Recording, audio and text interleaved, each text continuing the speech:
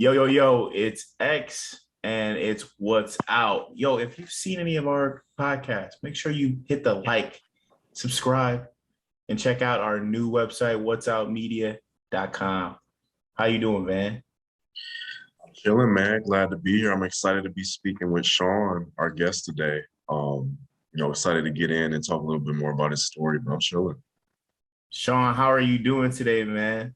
I'm doing well, man. Good to finally link with y'all. I know we were supposed to do this last night or something, but I was in a session and got kind of tied up. It's all good. It's all good. So, Sean, you're relatively young. You got like us by I think like 2 years or maybe three. But how'd you get started? When did you fall in love with music?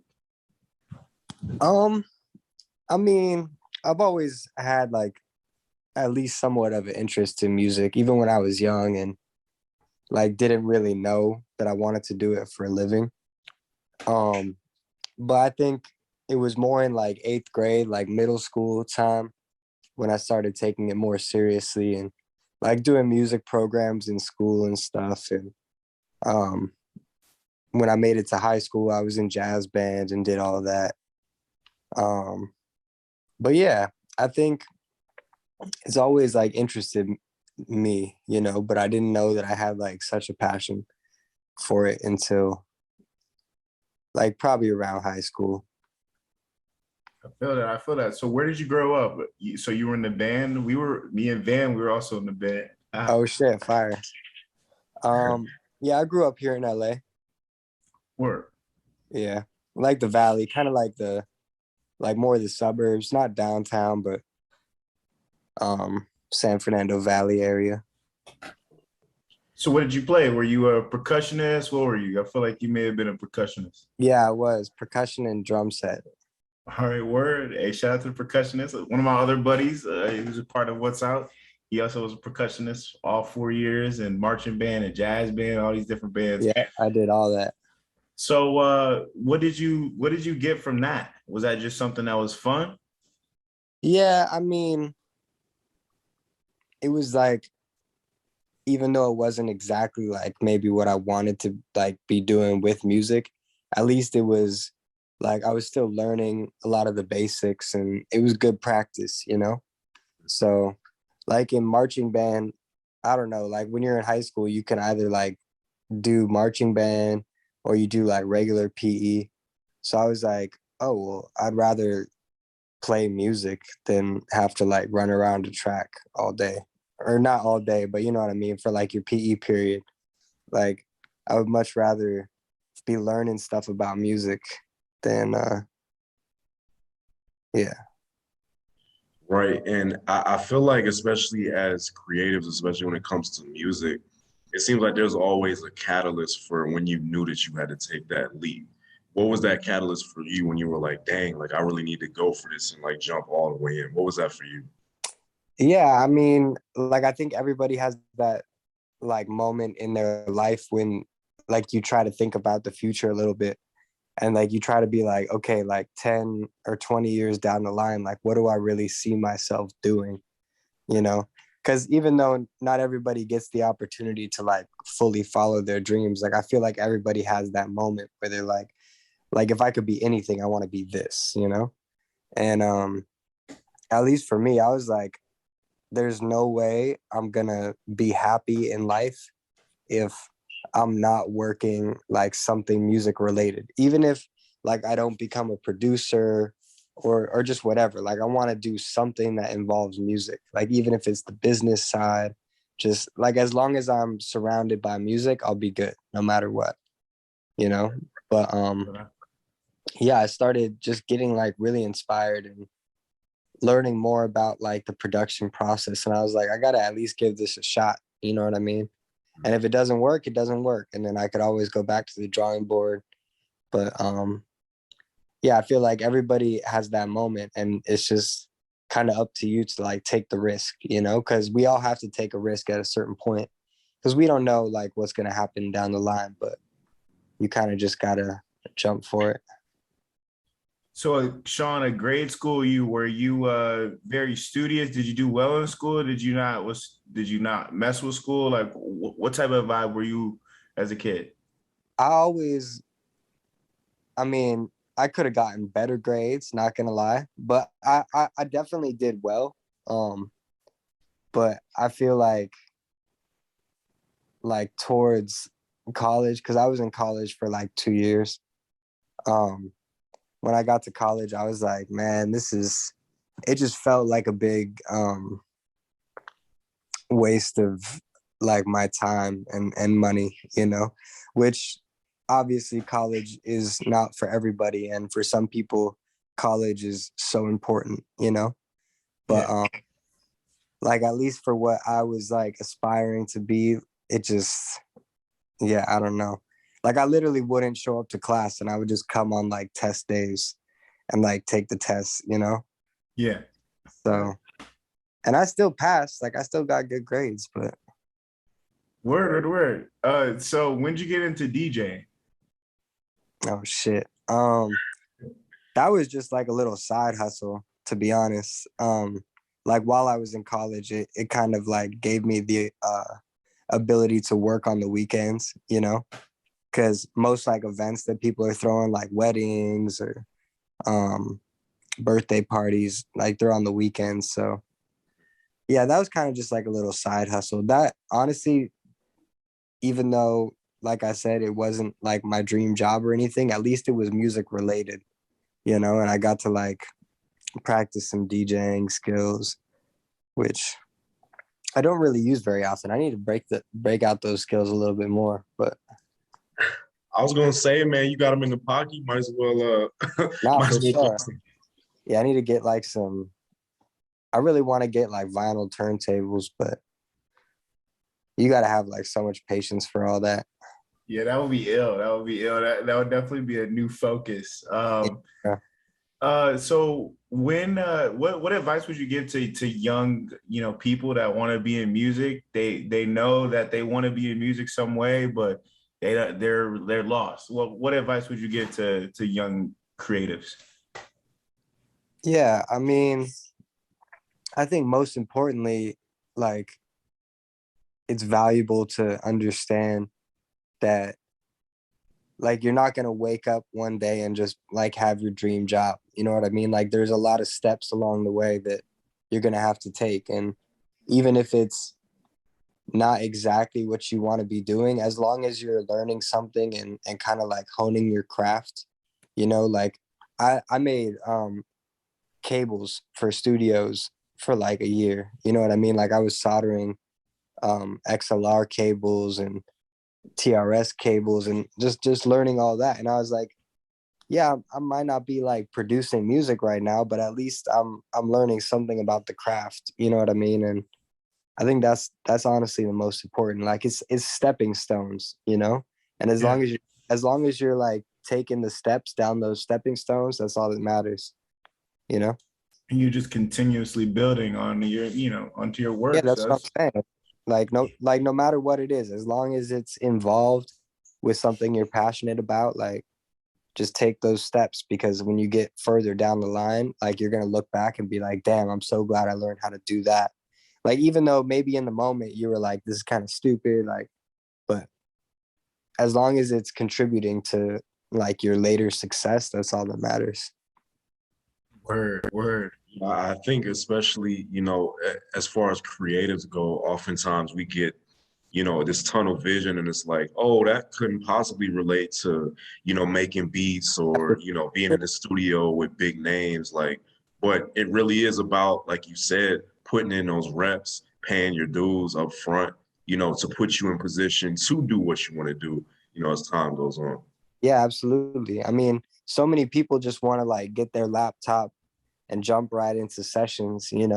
But like the reality of it is like, not many people really get that opportunity. Like it's a very competitive industry that we're in. So there's, you know, I would say thousands, but I know for sure it's like probably hundreds of thousands of people that want to be doing it. But like I feel like there's so many little skills that are overlooked, as a whole. Whereas like somebody who has longevity and like a long successful career, they have all these little skills that like separated them from other people, that allowed them to be successful for a long time. So yeah. Word, Now Sean. talk a little bit about that. I'd love to hear, your thoughts on kind of studio etiquette, right? Because me personally, I've been in a situation where I've been in a setting and I didn't necessarily know how to move or how to navigate. So talk a little bit about that for when you are in position, in those rooms, how do you kind of navigate and handle it? Yeah. I mean, I feel like if you're new to anything, right? Like you kind of gotta like observe and look around at what other people are doing, you know. But like I find, at least with a lot of the people that I've been lucky to work with, like they're very focused on their craft, you know. So as long as you're there, like contributing in some way, and just like honestly keeping it like 100% honest, you know what I mean? Like if they ask you for your opinion, just like give them your opinion, you know what I mean? And it like they might not agree with it, and that's totally fine, but like we're all here to be creative together, you know. And at the end of the day, like we're supposed to be having fun. Like we're making music together, you know what I mean? Like this isn't like a suit and tie job, even though you should treat it like professionally, you know. But like we're here to have fun and just like make the best, um I would call it product, but you know what I'm saying? Like we want to make the best music that we possibly can. Yeah. So Right. And I So think that's one of the most powerful things about it is the fact that, music is so collaborative. And oftentimes people don't even really realize that until you step into those sessions and you're like, oh, okay, there's like 20 people contributing to one track. You know what I yeah, mean? And that's for one of the sure. beautiful parts about it. Yeah, definitely. It's like watching a machine. You know what I mean? It's really cool. Like especially like some of the camps um that I've been lucky to be around. Like everybody has their contribution, you know what I mean? And it's literally like watching a factory. But it's yeah, it's inspiring to say the least. So, Sean, you're young. You were setting up some studios. Is that how the story goes? And you're setting up studios, and you get recommended to set up a studio for Mike Dean. And how did that work out? How Yeah, does pretty that story play? like I said, I was making cables, like making all kinds of cables for studios. And Mike had just made the move out here to LA. And like I told him, I was like, look, I'll wire up your whole studio for you. Like you just gotta pay for materials. Like I don't even want anything in return. Like so long as I could just be like a fly on the wall and kind of just learn from you, you know, because as a producer, I mean, he's one of my biggest inspirations, like even to this day, you know. So um yeah, that went on for a little while. I helped him get his studio up and running. And like maybe a week or two into it, he was like, you should just quit your job and come work over here. That's So amazing. You showed your value, and you just wanted to be a fly on the wall. You showed your value. That's amazing. That's how that worked out. yeah, that's what I was saying. I'm like, look, like there's so much I could take away just from looking over your shoulder. You know what I mean? And just like I'm trying to be a sponge. Like at the time I had just dropped out of college. So I was like, I'm putting my all into this, you know? So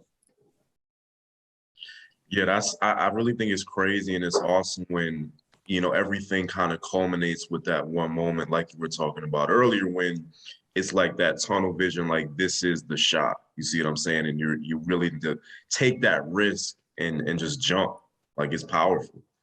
yeah, I mean, I feel like the only like the only thing you have to lose is things not working out. You know what I mean? But like that's every reason to give it a shot.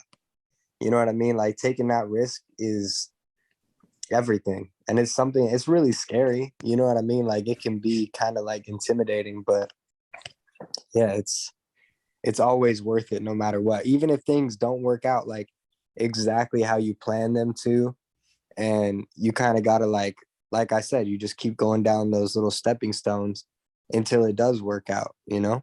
So Right. Yeah, that's huge. Now, Sean, I before we get into your discography, which is illustrious to say the least. I'd love to hear about kind of how your process has evolved just from, when you got in and started getting into some of those sessions to compared to maybe like now. How has your process just changed over time?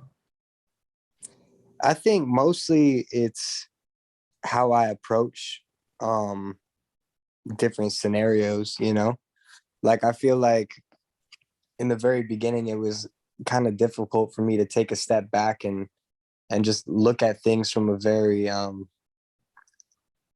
like I would say carefree, like for lack of a better term, but like just looking at things from a very open perspective, And I feel like that's made like the creative process of making music so much easier.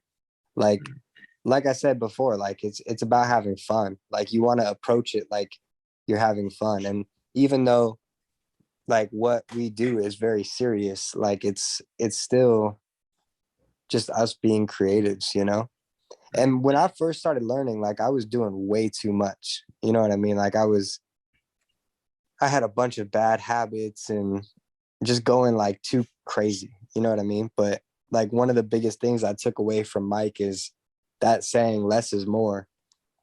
Like everything you add should have value, So just that whole mindset changed my whole perspective, just approaching things from a much more simplistic um like point of view.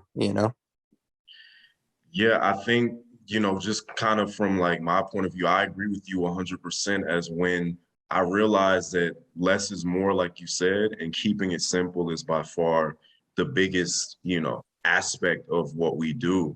Like, it's kind of like you go to a whole nother level after you realize that, like everything just shifts.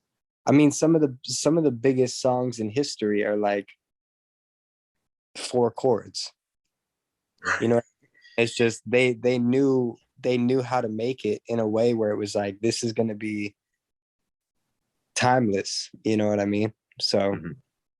yeah, it's like, I mean, obviously there's certain genres that are like more like self-indulgent, you know what I mean, where they go kind of crazy with all the like guitar licks and stuff, and that's cool, you know what I mean, but like at least for the masses, like what majority of the people want to hear, like they want something that is easy to remember, you know what I mean, Yeah. like they want to be able to sing the words and like some of the melodies that the instruments are playing, you know what I mean, so like I always try to keep that in mind. So Right. Sean, if you would compare, making music to like a basketball team, playing, how would you break down some of these like these team players? What's an engineer? What's an assistant engineer? For someone that doesn't know music all like that, how would you explain that, Sean? Right. I mean, engineers are super important. Like, and that's a craft that has been, um, I don't want to say like overlooked, but in a way, it truly has. Um, Mhm. like I feel like a lot of an artist's like defining sound comes from the engineer, because at least for most of music nowadays, like the part of the song that's most upfront is the vocal, Right. so like starting just there, like you gotta have an engineer that can capture um like the essence of the artist, um but yeah, engineer fucking super important. Assistant engineer is always great, um because that person kind of allows the engineer to focus on what they need to be focusing on, and anything they need help with, like whether it be in the studio, whether it be collecting files, just anything, you know what I mean, like anything that can kind of like pull focus from the recording at hand, like that's what the assistant engineer takes care of.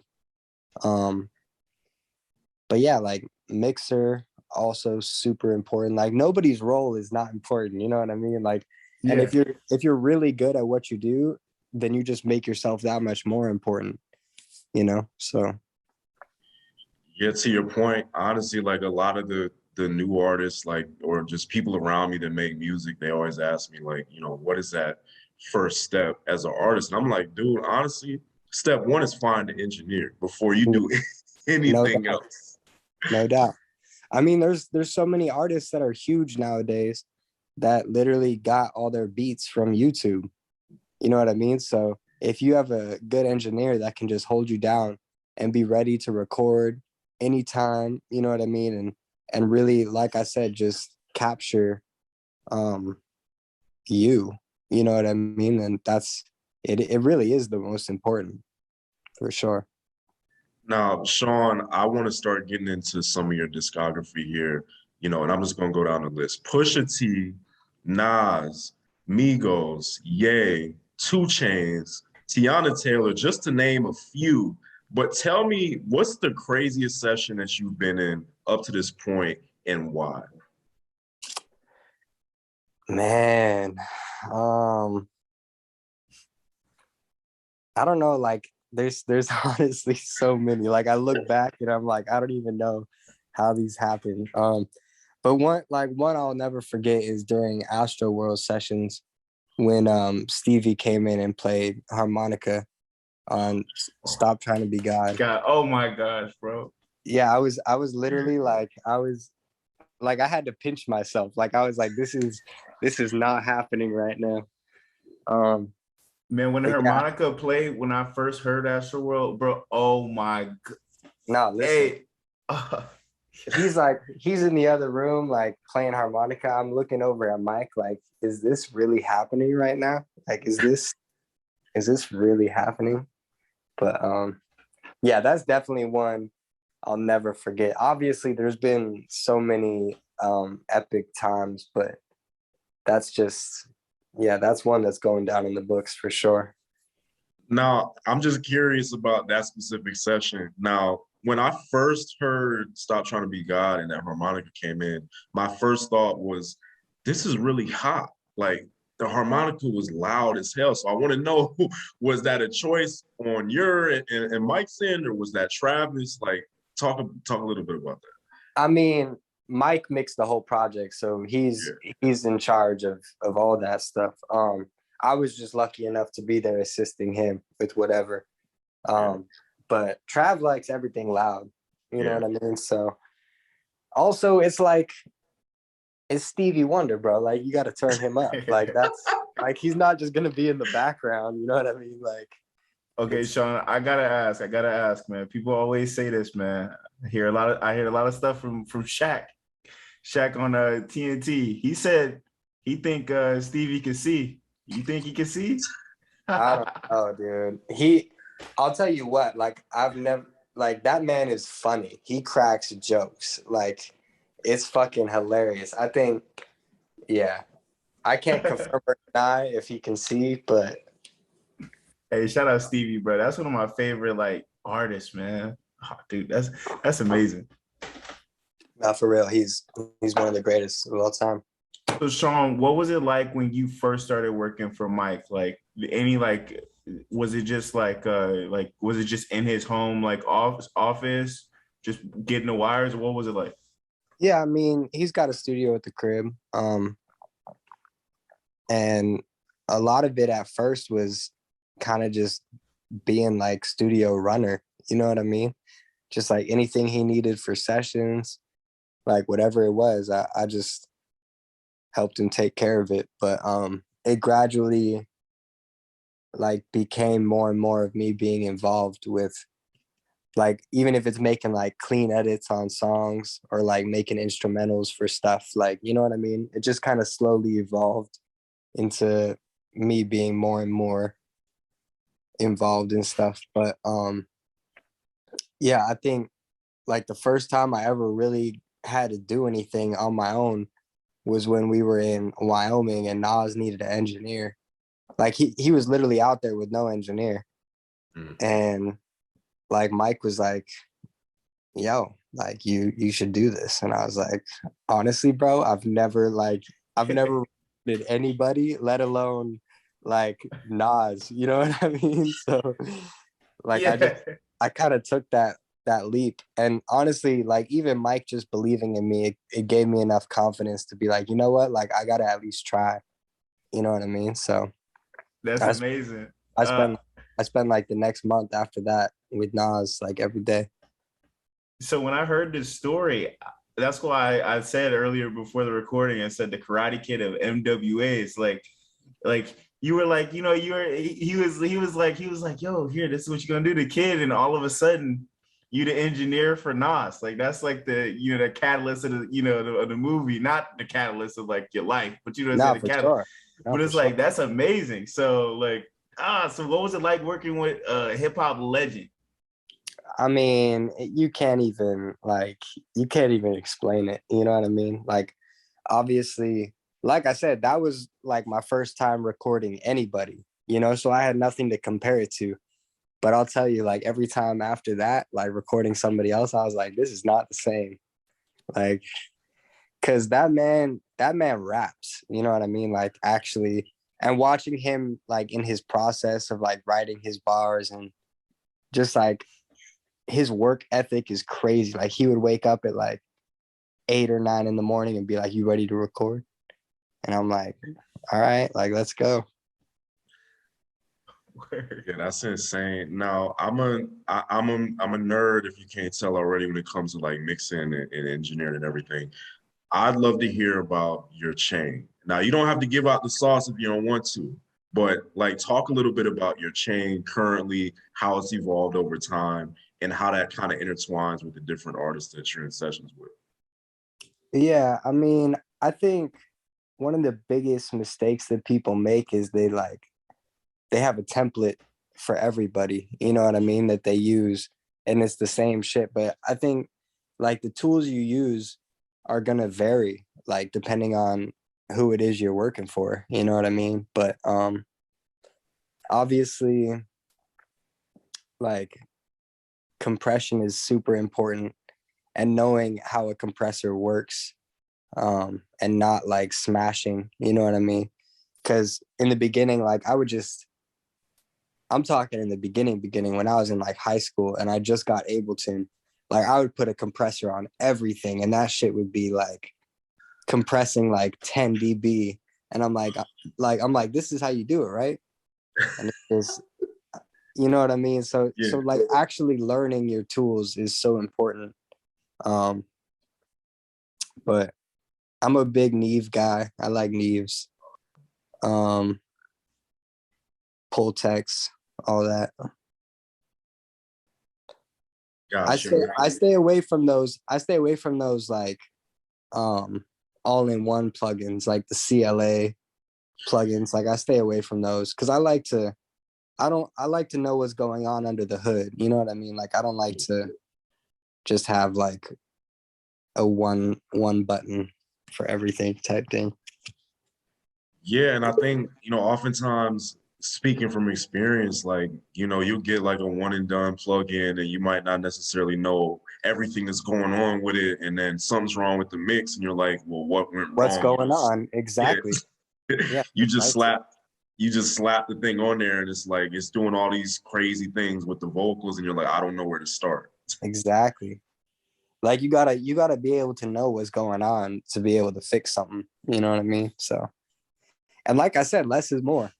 Like Oh yeah. even like if I'm mixing a song, or like even when I like have to track vocals nowadays, like I really keep the plugin usage to a minimum.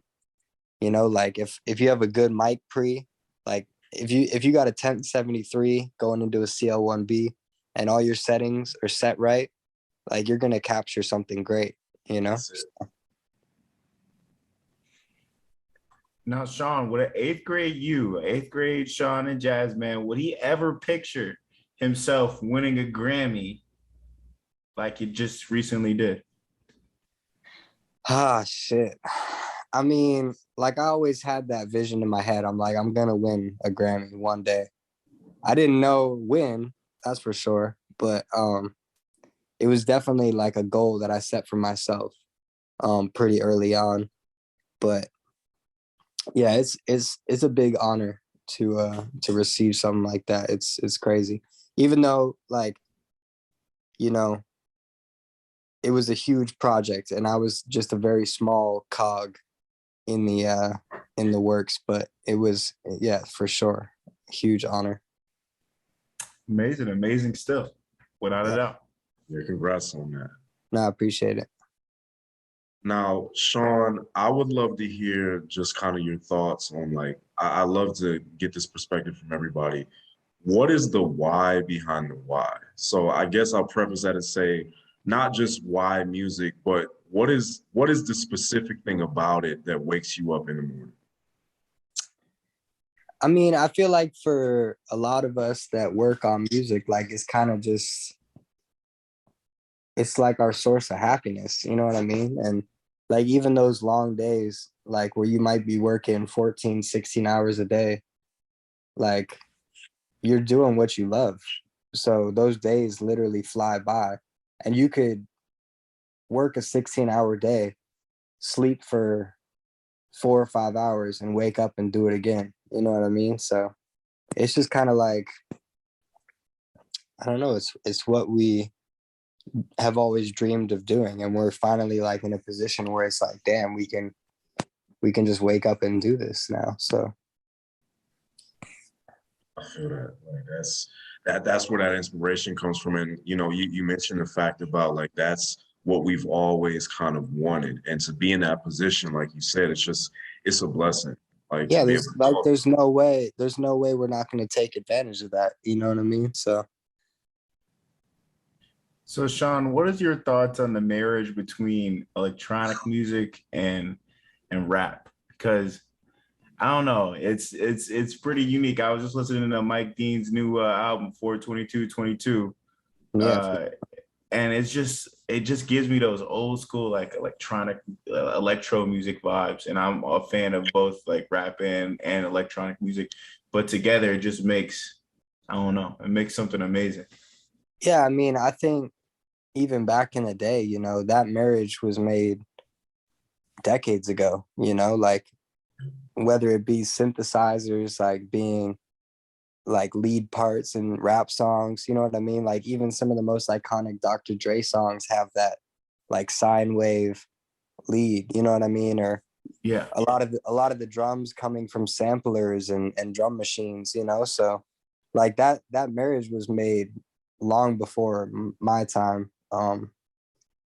But yeah, I think that there's something like very organic, like even though synthesizers are definitely electronic, um there's something that feels like very organic about them, you know like almost like, I mean, they definitely are instruments, but you know what I mean, like compared to like an acoustic guitar, like for instance, like that's a very organic instrument, or like a grand piano is very organic. But there's something about certain synth sounds that just like, it just feels right, you know what I mean? So Word. Yeah. And I know the sound has always been together, but like, I just feel like just recently, especially like Astro World, I don't know. It's just like Astro World was one of those, like, it was an experience. When Astro World dropped, everybody has saw like all the drama before it was gonna, before it dropped, like y'all didn't have the vocals, right? Isn't that part of the story, or whatever? And it's like it dropped, everybody was like, oh my God. Like it was like crazy. I We had mean, a whole Mike event over it. Mike has a big role in like synthesizers in rap music, you know what I mean? So like that man has really like created a sound that he has become famous for, so i think I think that's kind of like all of our goals, is to like have a defining sound that people can recognize us by. Like at least for me, like I'm never gonna have a beat tag, you know what I mean?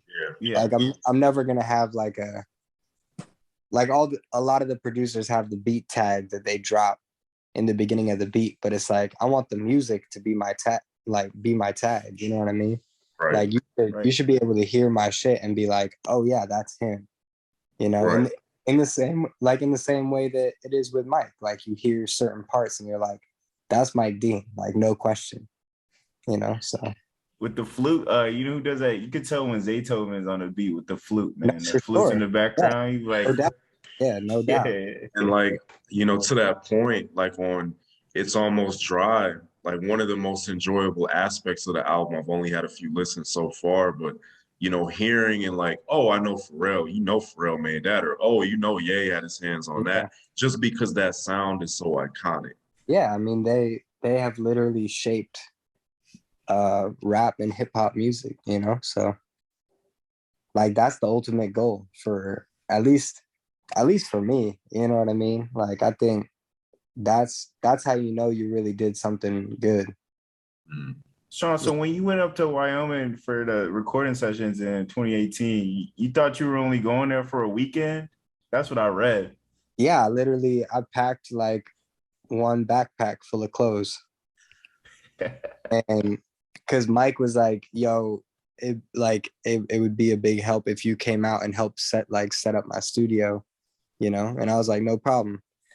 I thought I was going out there literally to just get him set up, and then I would come back home. But yeah, I think we were there for like a month and a half. Wow. That's how it works out. Sometimes you never know what you're walking into, right? Yeah, for sure. That was one of the best times in my life, like just being out there and meeting some of the people I got to meet, and some of the conversations that I had were like, I'll forever remember that for sure. It really felt like, from the outside looking in, it felt like it was almost an Avengers Assemble type sort of deal, where it was like just the who's who of artists and influencers and just people for the culture all kind of together in one spot.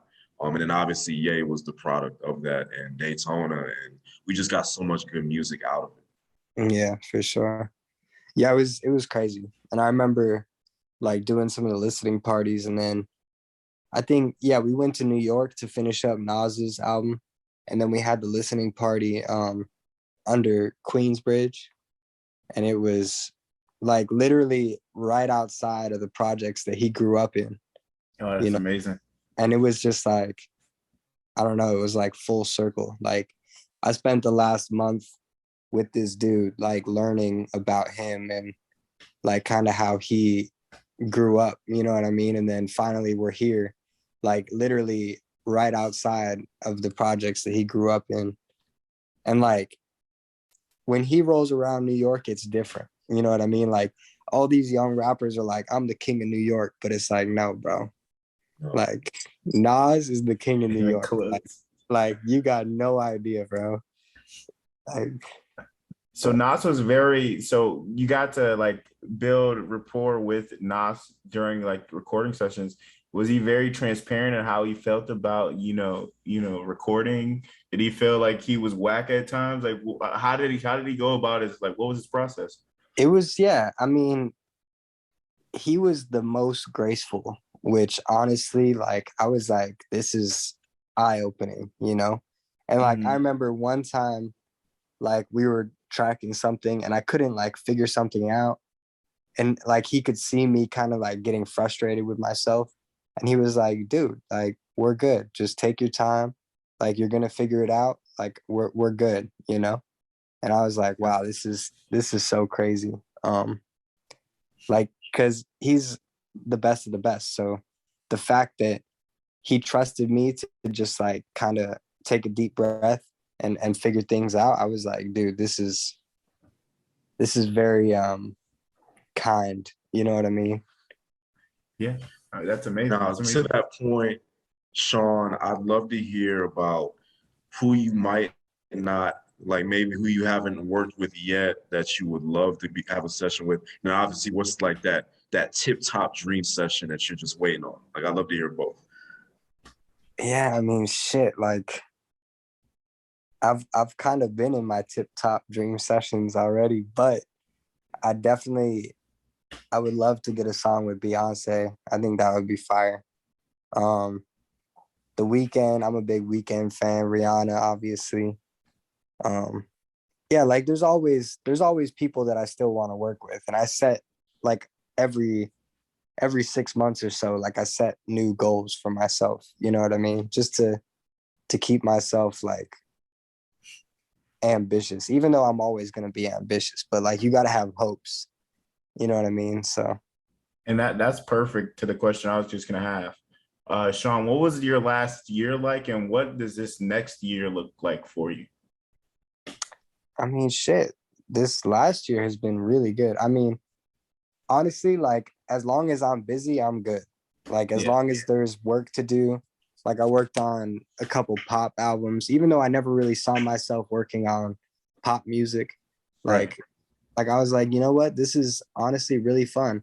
And they wanted kind of a new sound to be introduced to like the pop genre, you know? So like it was kind of fun to be able to like do my take on pop music.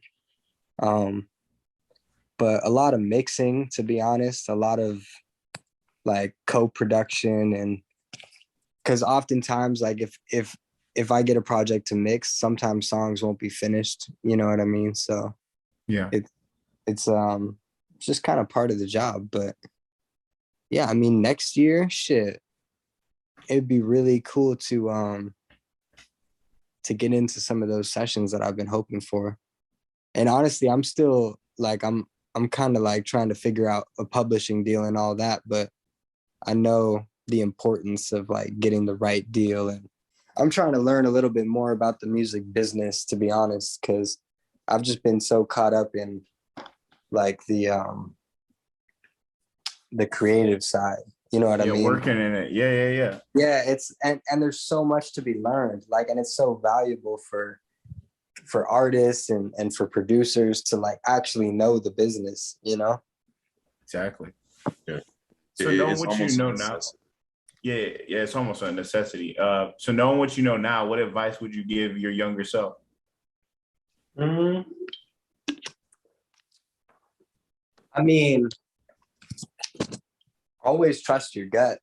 I think that's the biggest thing. Like I had a lot of moments of like self-doubt where I was like, should I be doing this? And like, at least for my parents, like college was very important, you know? Like it's just kind of like built into my family. But yeah, I think like just trusting yourself, and even if you make mistakes, like it's still so important to go with your gut feeling, you know? Feel that. That intuition is, I think it's underrated because oftentimes we try and, rule it out as like legitimate, but no, like you said, going with your gut 9 times out of 10 Yeah, will it's gonna pay off. It's gonna pay off always. And honestly, like manifestation, man, like you gotta like picture yourself exactly where you want to be, and it will happen. You know what I mean? You just like you make things happen for yourself in the weirdest ways.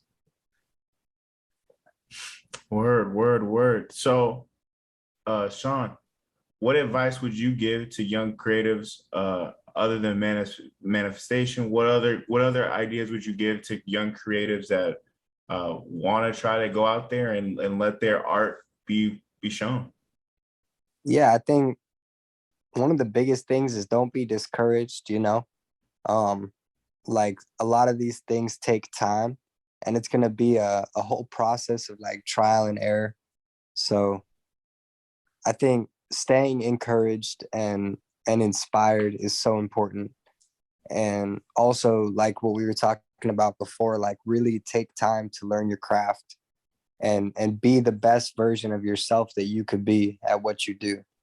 You know, like you might have a whole different skill set than somebody else that you could bring a lot of value to the table, you know? So I think that's like the two main points for sure. Word. Sean, what's your top five? Top 5 artists? Yeah, yo, we did this with Distro Lord. It took him a second. Oh shit. Yeah, it's gonna take um shit. Man, that's hard. Um damn. Okay, we'll do like a couple different genres. Okay, fair. Like obviously Kanye. I think Kanye is amazing. And he's a big inspiration to he was like my introduction to rap music, you know? So Yeah, same. um I'm a big Pink Floyd guy. Love Pink Floyd. Okay. Shit. Beyonce for me. Honestly, I think Beyonce might be my most played artist. Wow. Like Oh, on like my Apple Music and shit. which era of Like Beyonce? the album 4 probably. Okay. Yeah. The Weeknd, he's honestly like I've been a fan since the trilogy. And he's very versatile, you know what I mean? Like Yeah. a whole bunch of different kind of music. Damn, what would be my last one?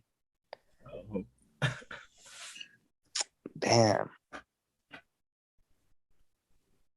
I could go rap or I could go rock and roll. Yeah, we'll call it Led Zeppelin.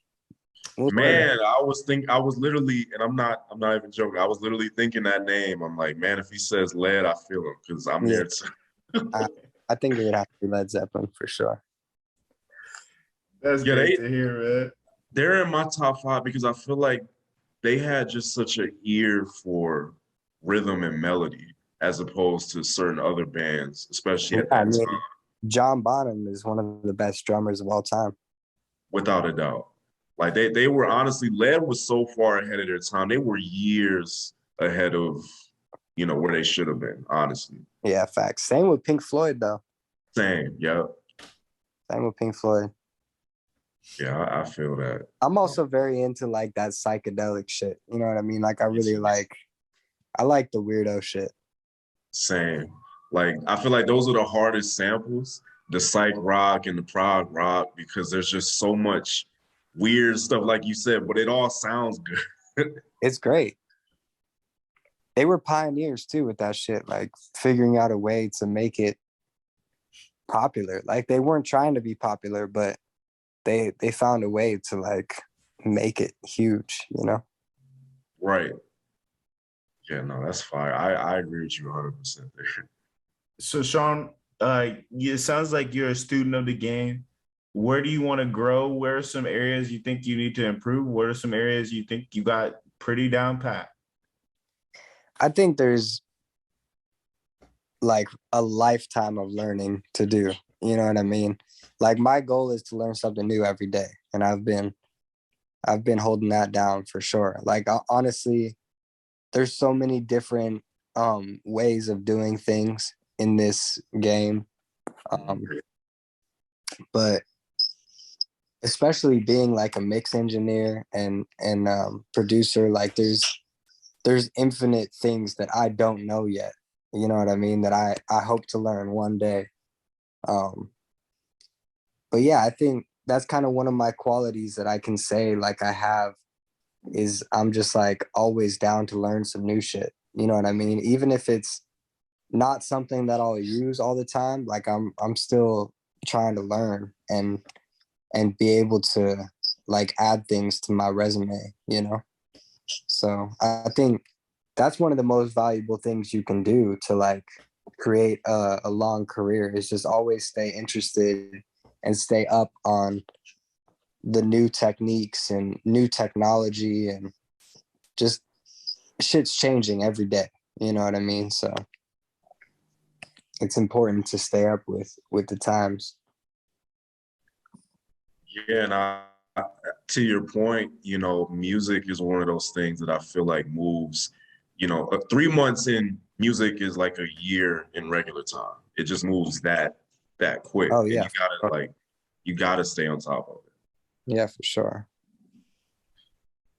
So we had a discussion with Distro Lord, and he had a pretty funny moment with Ye in the recording studio. During any sessions, any funny Ye stories? Oh man, not that I can speak on, but it's always a good time, to be honest. It's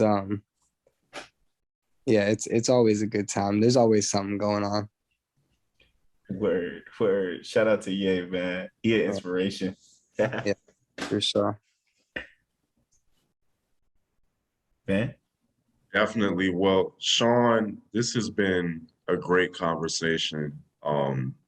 First of all, I want to say thank you for hopping on with us today, telling us a little bit about your story.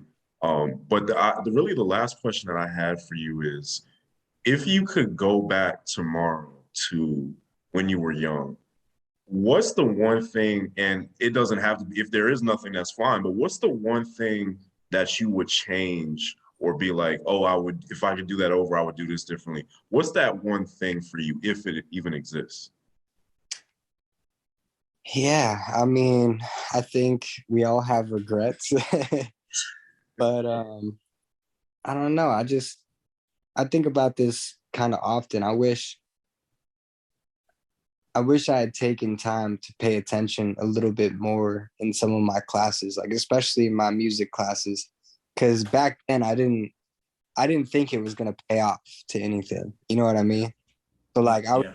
I was just doing it because I was having fun and I liked music. You know what I mean? But I know for sure, like if I had just put my head down and been a little bit more adamant about being studious in those subjects, you know what I mean? Like I know for sure it would have paid off, no doubt.